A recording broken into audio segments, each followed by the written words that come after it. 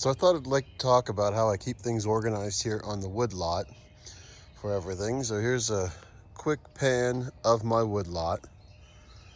So as you can see, I have my seasoning racks over here. I have my scrap wood up there. I have some rounds that I need to split soon, sitting right here. And then I have my what I call odds and ends back there. So I'll give you a quick tour. So with my seasoning racks, I use them to standardize so that they are all 12 feet long. And I use my T-posts here for 4 feet high. And I just use old scrap metal to cover up, give a nice roof.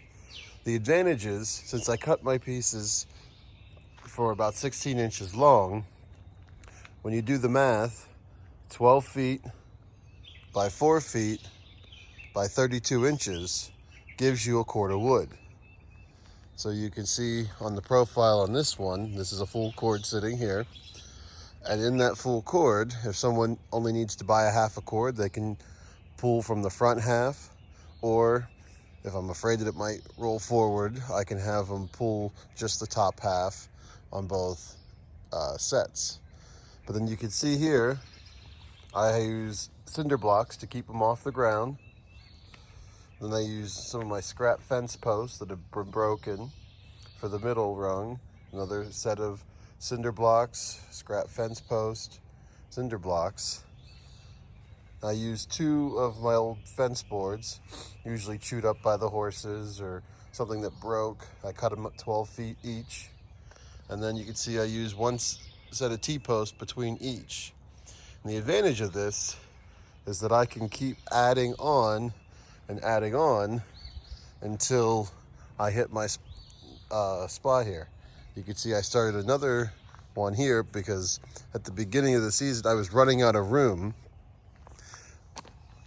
on my normal run, and so before I readjusted mine for the season, I had to quickly add a side one here. But you can also see I could just keep adding until I got to the point where I use my turnaround.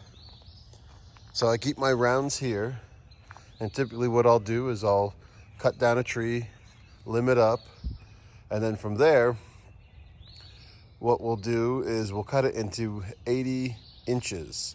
Then I'll use my tractor to bring them forward and put them up here. And then I cut them into 16 inch. Now I do my best. Some are a little bit bigger, some are a little bit smaller, but about 16 inches is my standard. So you can see I have some limbs here that I haven't cut up yet into my 16-inch rounds.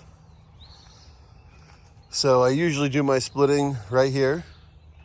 I bring my splitter out, roll my rounds over, split them, and then put the split parts right there on the racks. I keep my dog food bags here because as you're splitting, you get larger chunks that are really good kindling pieces. And so as they come off those kindling pieces, I try to save them, put them in the bags, because then that's what I can use for my own kindling as well as to sell it to my customers. The last piece about my seasoning racks I want to share are my bricks. So you can see here we have a couple fence boards that are just hoping to weight them down. And last year we used a couple of our fence boards and pieces of scrap wood that wasn't really good to split, which is pretty much that group down there. That's all the stuff that just, you can't split it. It's mostly dead, dried, or rotten, so we just burned it off to the side. But that wasn't holding it down. So what we're going to do this year is we have a pile of bricks from when we redid our porch. You can see that they're the kind with the holes in them. We're going to take twine and tie them over and put 1 brick on each side and use about 4 or 5 sets down the cord, and that'll be what keeps it down. So the bricks will be hanging and be sitting lower to the ground right here, while they'll be able to keep the metal from blowing away. So we come up here to my scrap wood. So these are some of the pieces of wood that just weren't going to work to split, or when I split them, there were too much infestation of ants, or they've just been laying too long, and I just didn't think it would be something good to use. So what I do from here is I have a chipper and a shredder. So I have a chipper that goes on the back of my tractor, and then I have a shredder that I also use. And I take this pile here and I go through it, and if it's too big for the little shredder that can go up to 3 inches, then I put it in the chipper that can do up to 6-inch logs. So you can see last year's mulch was back there. I used that already to mulch the paths through my woods. And we just started last weekend putting up couplets. So there's our first round of get into it. Then the last part of my wood yard are my IBC totes. So these are the plastic bladders that sit inside.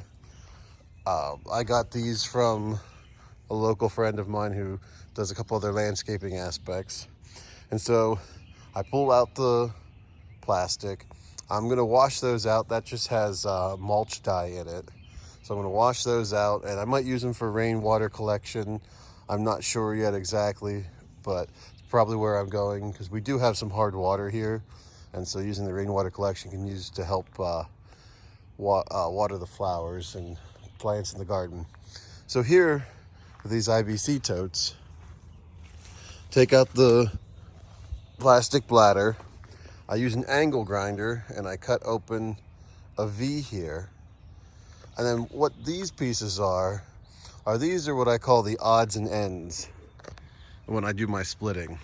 If they're really messed up from either coming across a knot, or if they get all twisted, or they're splintery, or there might be parts that are just, I wouldn't want to sell to anybody, I put them in here to season, because what I'll do is this is the wood I'll burn. So that's how I'm able to split the wood for my customers, but also have wood for my own fire pit and our wood stove. And so what I do is I have forks on my tractor, and I'll come down, pick up the IBC tote full of wood, carry it up to my fire pit, and then I leave it there. And then when it's empty, I bring that down and switch it out with the next one. So you can see I've already filled up for my season, and I just have to get more to go. That way we can split and have even more of it. I have seen some other firewood places where they sell what they call their odds and ends at a lower price. And if I get to the point where I have too much that I don't think I can burn through, I'll probably do that just to have the space. I mean, as you can see, I've got a fair amount of space, but I also want to make sure I keep my wood yard organized and clean. A couple of the projects I'll be doing later this year, I'll be extending it. So I have gravel down there, and there is gravel under here from the RV, but it's kind of overgrown. And I want to extend and put more gravel here, so when people drive their trucks up to get their wood, or if I drive mine up to pick up the wood, I'm able to not make so much mud. So that's a quick tour of the wood yard. I hope you guys appreciate it. Make sure you like and subscribe. Leave a comment on what you think and how you might set stuff up, or if you have any suggestions, I'm always open to them. Thank you.